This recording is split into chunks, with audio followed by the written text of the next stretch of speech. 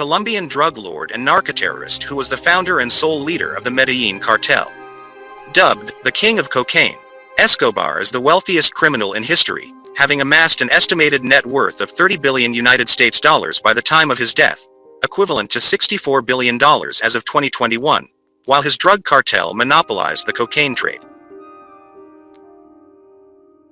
Born in Rio Negro and raised in Medellin, Escobar studied briefly at Universidad Autónoma Latinoamericana, S, of Medellin, but left without graduating. He instead began engaging in criminal activity, selling illegal cigarettes and fake lottery tickets, as well as participating in motor vehicle theft. In the early 1970s, he began to work for various drug smugglers, often kidnapping and holding people for ransom. In 1976, Escobar founded the Medellin cartel, which distributed powder cocaine, and established the first smuggling routes into the United States.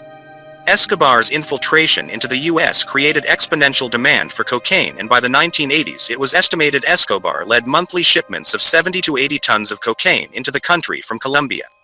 As a result, he quickly became one of the richest people in the world, but constantly battled rival cartels domestically and abroad, leading to massacres and the murders of police officers, judges, locals, and prominent politicians, making Colombia the murder capital of the world. In the 1982 Colombian parliamentary election, Escobar was elected as an alternate member of the Chamber of Representatives as part of the liberal alternative movement. Through this, he was responsible for community projects such as the construction of houses and football fields, which gained him popularity among the locals of the towns that he frequented. However, Escobar's political ambitions were thwarted by the Colombian and U.S. governments, who routinely pushed for his arrest, with Escobar widely believed to have orchestrated the DOS building and Avianca Flight 203 bombings in retaliation.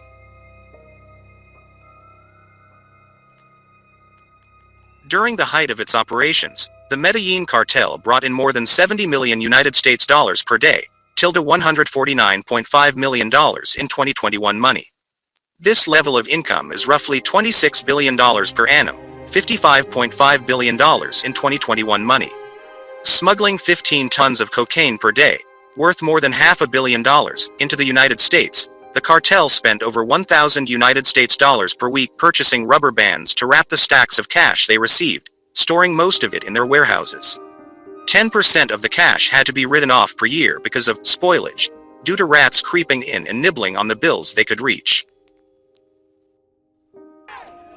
The Colombian cartel's continuing struggles to maintain supremacy resulted in Colombia quickly becoming the world's murder capital, with 25,100 violent deaths in 1991 and 27,100 in 1992. This increased murder rate was fueled by Escobar giving money to his hitmen as a reward for killing police officers, over 600 of whom died as a result. 16 months after his escape from La Catedral, Pablo Escobar died in a shootout on the 2nd of December 1993, amid another of his attempts to elude the search block. A Colombian electronic surveillance team, led by Brigadier Hugo Martinez, unreliable source, used radio trilateration technology to track his cell phone transmissions and found him hiding in Los Olivos, a middle-class barrio in Medellin. The search block of 8 men raided the house by blowing the door open and pursuing him as he ran to the roof and tried to escape them, as well as engaging in a firefight with Escobar and his bodyguard, Álvaro de Jesus Agudelo, alias El Limón, which ensued. The two fugitives attempted to escape by running across the roofs of adjoining houses to reach a back street, but both were shot and killed by Colombian National Police. Escobar suffered gunshots to the leg and torso, and a fatal gunshot through the ear.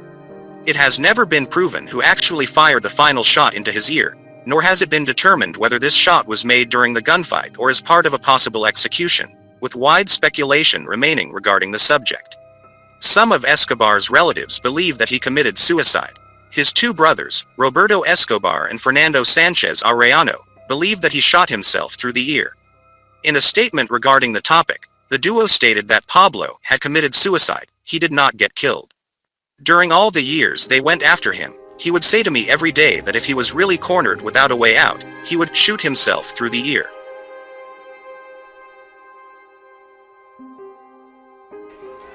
Escobar's legacy remains controversial. While many denounce the heinous nature of his crimes, he was seen as a Robin Hood-like figure for many in Colombia, as he provided many amenities to the poor. His killing was mourned and his funeral attended by over 25,000 people. Additionally, his private estate, Hacienda Naples, has been transformed into a theme park. His life has also served as inspiration for or has been dramatized widely in film, television, and in music.